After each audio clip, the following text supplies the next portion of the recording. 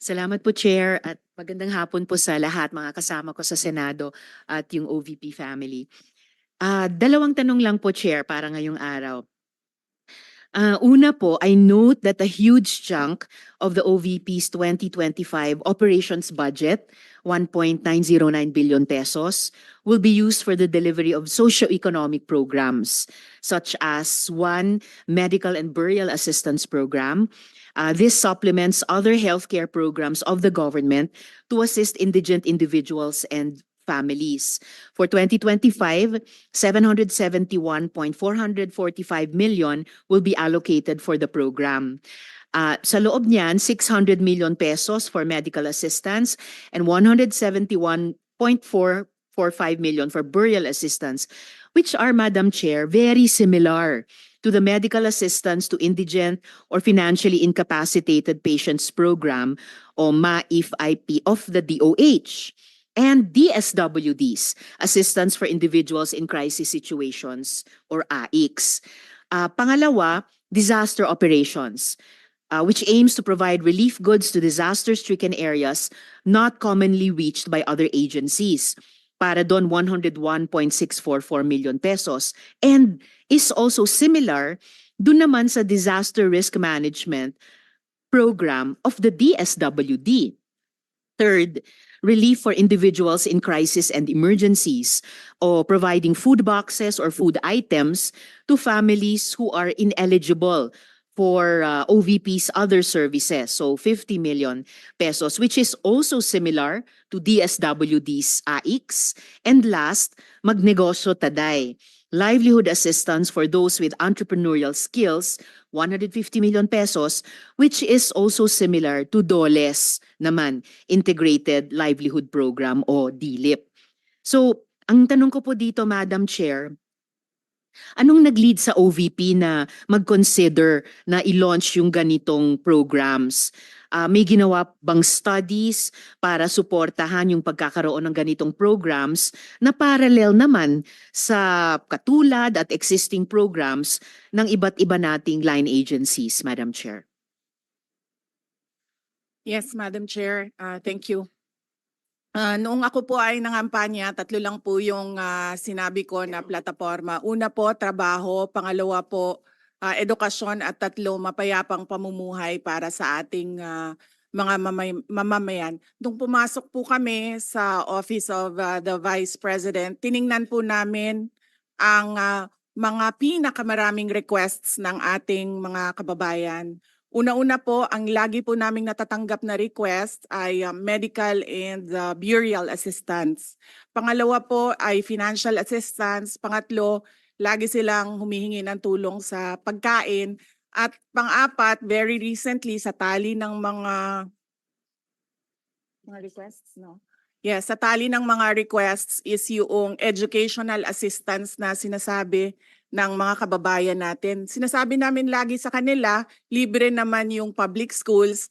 Ngayon ay libre na rin yung higher educational institutions, pero sinasabi nila nahihirapan kasi sila sa plete, nahihirapan sila sa pabaon ng mga bata at sa pagkain ng mga bata. Kaya meron kaming bago, ito yung educational assistance. At ang panghuli naman, lagi naming natatanggap na request galing sa ating mga kababayan ay kapag sila ay naging biktima ng disaster, whether man-made or natural disasters. So sila po ay lumalapit sa Office of the Vice President. Totoo po, merong mga ibang local government units at ibang national government agencies na ganito po ang kanilang programa. Pero po, nung ako ay umupo as a Vice President, I took an oath, and doon sa oath, I said that I will do justice to every man. So hindi po kami pwedeng humindi sa mga tao na humihingi ng tulong, lalong-lalo na ay kaparte ng gobyerno ang Office of the Vice President. Salamat, VP, Madam Chair. Sabi nga ng VP, Madam Chair, libre na yung public school, libre na rin yung higher education, bagamat ni-note nila na sinasabi ng mga nagre-request na nahihirapan pa rin sila sa ilang mga programs na nakalodge sa ilalim ng libreng edukasyon na iyan. Kaya nga kinonsider nilang mag-launch ng ganitong mga katulad na programs. Iko-consider ba ng VP na i-lodge na lang yung mga budgets nitong mga programa dun na lang sa mga line agencies natin? Tapos mag-request na lang ang OVP ng allocation para in sync sa priorities ng executive department sa halip na magkaroon pa ng hiwalay pero magkatulad naman na programa, Madam Chair. Madam Chair, we only submit the budget and we leave it to the discretion of all the members of Congress to decide on the budget. We can only propose a budget for the Office of the Vice President. Pero magbibigay po ako ng halimbawa kung ganun po ang gagawin natin. Tulad po ng AIX ng DSWD. Kapag meron po kaming nire-refer o binibigyan ng endorsement ng AIX sa DSWD, kadalasan po nasagot sa amin ay hindi pwede dahil galing yan sa Office of the Vice President at kalaban yan. Minsan po, totoo yan na pupolitika ang assistance para sa ating mga kababayan. Kaya po, uulitin ko, ang mga tao naman kasi hindi sila tumitingin sa politika. Tumitingin lang sila na itong opisina na ito ay opisina ng gobyerno at pwede kaming humingi ng tulong doon. And so I go back to the oath that I shall do justice to every man at kaya po kami nandito at kaya po kami merong mga ganito na mga projects sa Office of the Vice President. Salamat VP, Madam Chair. Wini-welcome ko yung sinabi nila na the VP would leave it to the discretion of the members of Congress. Medyo nagitla ako nung sinabing minsan pag may nire-refer ang OVP para sa AIX, ang feedback ay kalaban niyan. Dahil Madam Chair, I believe tayo sa Kongreso when we appropriate the budget, merong implicit na assumption tayo doon na pagkatapos, in the exercise of our oversight function, yung parehong level ng professionalism we demand of ourselves ay presumption of regularity, ina-expect natin sa lahat ng members ng executive, lalo na when they are working together. Kaya, gaya ng sinabi ko kanina, wini-welcome ko yung sinabi ni VP na they would leave it to the discretion of the members of Congress, and tayo naman ay hindi tayo bibitaw sa mahigpit nating pag-ensure na these programs be implemented by the appropriate agencies o kahit in collaboration with each other na naaayon talaga sa tamang standards above partisan politics. And therefore, at the proper time, Madam Chair, gagawa ako ng proper motion para i-lodge yung budgets ng mga programang ito sa line agencies na may klarong opportunity for OVP na mag-request for allocation as for other offices in the executive. Yung huling tanong ko sa ngayon, Madam Chair, for 2025, one of the OVP's programs, Pagbabago Campaign, 1 Million Learners Entries, involves the provision of bags to 1 million learners in remote communities while initiating tree planting activities. This gets an appropriation of 100 million pesos. Part of this campaign is an allocation of 10 million pesos for the distribution of Isang Kaibigan books, a children's book authored by the VP. Pwede po bang sabihin ni VP sa atin more tungkol sa contents ng librong ito na bibilihin ng gobyerno for distribution? Ilang libro ang bibilihin at i-distribute, Madam Chair? Madam Chair. Let me make a remark. Another example of politicizing the budget of the government. Ito pong sinabi ni Senator Risa Ontiveros na at the proper time she'll make a motion to lodge the budget, the requested budget of the OVP to the other agencies. Let me just quote Senator Risa during the Akbayan Congress. Alam ko po na ang daming kalat ni Duterte na hirap tayong linisin. Ang kadiliman noong panahon niya ay talaga namang nanuot sa ating lipunan para man sa na napakahirap tanggalin at habang ang anak niya ay may kapangyarihan pa, hindi magiging madali ang ating laban. While VP Sara is in power, the threat of a full-blown Duterte comeback is still a very real and present danger. For one, they are supported by one major superpower, China.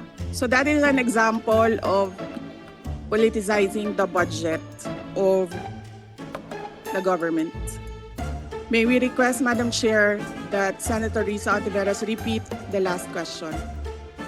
I will certainly, if you request, Madam Chair, repeat my question dahil walang kinalaman sa kasasabi lang ng VP ngayon. Alam nating lahat na miyembro ng iba't ibang partido, yung speeches natin sa ating mga kamiyembro sa mga party congresses ay hiwalay na event dito sa budget debates. So, I really take exception dun sa sinabi ni VP na rebuttal iyan dahil halimbawa ito sa politicizing. In fact, wala akong tinanong tungkol sa China o kahit sino pa mang ibang bansa dito sa budget hearing na to. I am asking about yung national budget na ipapasa natin sa Kongreso para sa bansang Pilipinas sa taong 2025. At ang pangalawang at huling tanong ko sa ngayon, before I make at the proper time propose an amendment which may or may not be accepted by the chair and by the colleagues para nga mas i-align ang mga kaperahan natin lalo na't masikip ang fiscal space natin dun sa mga appropriate programs sa appropriate agencies na malayang-malaya ang OVP makipag-partner sa kanila tulad ng sino pang opisina sa executive. Ang tanong ko po ay ilang mga libro ng isang kaibigan ay bibilihin at i-distribute at ano, if the VP could tell us more about the contents ng librong ito.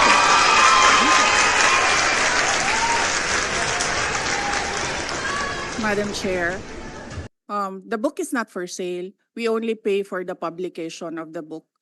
And we will send Senator Ontiveros a copy so that she will know what is the This question is not only for me, Madam Chair, para rin para sa mga kasama dito sa budget hearing. Baka ilang araw pa bago mapadala at mabasa ko, which I certainly will. But I am asking a question bilang isang mambabatas sa head of agency ng isang opisina sa executive dito sa budget hearing na to. Simpleng tanong. Tell us more about the book, Isang Kaibigan, at ilang kopya nito ang bibilihin ng gobyerno sa halagang 10 milyong piso at i-distribute sa kasama ng mga bags sa 1 million learners sa remote communities, Madam Chair. Madam Chair, this is an example of politicizing the budget hearing through the questions of a senator. Ang problema niya kasi, nakalagay yung pangalan ko doon sa libro. At yung libro na yan, ibibigay namin doon sa mga bata. At yung mga bata na yan, may mga magulang na boboto. At yung pangalan ko ay nagkalat doon sa kung saan man ibibigay yung libro. Madam Chair, we commit to send tomorrow everyone in this room a copy of the book. Madam Chair, hindi ko maintindihan yung ugali ng ating resource person. It is a simple question. Paulit-ulit na this is politicizing. Ang VP ang nagbanggit ng salitang boboto. Wala akong sinabing boboto. I'm simply asking, hindi ko ma-imagine we're making so much trouble, so much fuss about a 10 million peso item na itinatanong ko lang simpleng, what is the book about? At ilang kopya ang bibilihin ng gobyerno sa halagang 10 milyong piso at i-distribute. I don't appreciate this kind of attitude, Madam Chair. Usually, ang resource persons natin ay nagbibigay ng parehong institutional courtesy sa legislature na ibinibigay natin sa executive. I don't appreciate this kind of attitude. Do you have, Madam Chair. Yes, Madam Chair. Hindi ko rin maintindihan ang ugali ni Senator Risa Ontiveros. And I do not appreciate, ano yung sinabi niya? I do not appreciate this kind of behavior and attitude. Madam Chair, Noong 2016, tumatakbo si Senator Risa Ontiveros na senator, nakailang talo na siya. So, Dalawa, Madam Chair. okay, dalawa. Natatakot siya sa pangatlong talo niya, kaya pumunta siya sa Davao. Humingi siya ng tulong. Tinulungan siya ng isang kagawad ng Davao na ngayon hindi na siya sinusuportahan. Humingi siya ng tulong sa akin, thinking na hindi mananalo si President Rodrigo Duterte. Kinausap niya ako ng kinausap doon sa law office ko sa Davao City. Sabi ko sa kanya, o sige, tutulungan kita. Chinika niya ako ng chinika. Tapos umalis siya. Siyempre, hindi naman siya tumutulong kay Pangulong Duterte. Hindi din totoo yung sinabi ko na tutulungan kita. Tinext niya ako. Pwede ba akong mag-follow up sa hinihingi kong tulong sa boto dyan sa Davao City? So sabi ko sa kanya, okay, sige. So, tinawagan ko at sinabihan ko at pinakiusapan ko ng pinakiusapan si former Congressman Milen Garcia. Sabi ko sa kanya, Kong, tulungan mo ito. Bigyan mo na lang ng ilang barangay mo at ilang mga leaders mo. Ayaw pa siya tulungan ni former Congressman Milen Garcia. Pinakiusapan ko ulit, Kong, please tulungan mo na lang. Nanalo na siya at nung nanalo siya, anong ginawa niya? Siya ang pinakaunang umatake kay President Rodrigo Duterte. Anong tawag sa ugaling ganito? With due respect to our resource persons and also our colleagues, I think this doesn't really. I understand there's history among all of us here, but I think that we should really stick to the budget. And I think this is just being very objective. I would like to ask also, since we're going to be furnished a copy tomorrow, we can look at it and evaluate what the content of the book is. But maybe just a general, we won't ask line by line, ano ba yung libro na yan? But tell me, is it for good manners and right conduct? That's fine. Is it science? Is it history? So maybe just a general one, so we can just answer it. Because I understand that every office will have its own advocacy and initiative. So, but then, I don't think it's also wrong for us to be curious what it is about. So just a general one. Any of the undersecretaries can tell me what the topic of the book is. Is it history? What is it? Madam Chair, the explanation is in the title, Isang Kaibigan. It's about friendship. Okay. And that's for the record. It's about friendship. Madam Chair, just a last point. Okay. So kung sana ganun yung naging sagot sa simula pa, 'di ba? Napakasimple. Simpleng tanong, dapat simpleng sagot. Nagkwento pa ng kwento na sinabi dati na walang kinalaman sa tanong ko. Just for the record, as a last point, Madam Chair, this is public funds and we're making inquiries about them. Budget hearing po ito. Hindi po lahat about you. Pera po ito ng taong bayan. For the record, Madam Chair. Thank you, Madam Chair. Yes. High. But let's continue on. If you have any more questions, Senator Risa, we will Those have are just around- my two questions, Madam Chair. Maraming salamat po. Thank you.